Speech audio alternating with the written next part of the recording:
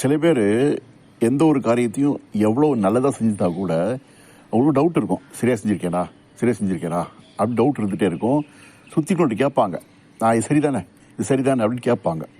அதுக்கு காரணம் அவங்க திறமை மேலே அவங்களுக்கு நம்பிக்கை இல்லை அப்படிங்கிறது இல்லை.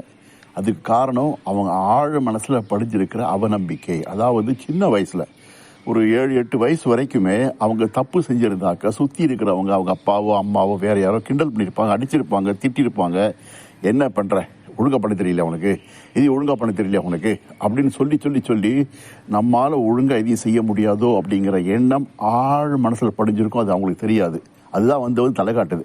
சரியா பண்ணியான்னு கேட்குது. அந்த டைரக்டாக சரியா பண்ணியா அப்படிங்கிறதுக்கு பதிலாக நான் சரியா பண்ணியிருக்கேனா அப்படிங்கிற சந்தேகம் வருது. இது போகணும்னா ஒரே வழி, நீங்கள் ஆழ் மனசு கட்டளை இடணும். என்னை நான் நம்புகிறேன், நான் சரியாக செய்கிறேன், தவறு நேர்ந்தாலும் திருத்திக் கொள்கிறேன், நான் சரியானவன் தான் அப்படின்னு சொல்லிட்டு வாங்க. ஒரு மாதத்தில் பாருங்கள், உங்களுக்குள்ள நிம்மதி பிறக்கும், நம்பிக்கை பிறக்கும். செய்வனை திருந்த செய்கிறேன், நீங்கள் நம்புவீங்க. வாழ்க வளத்துடன்.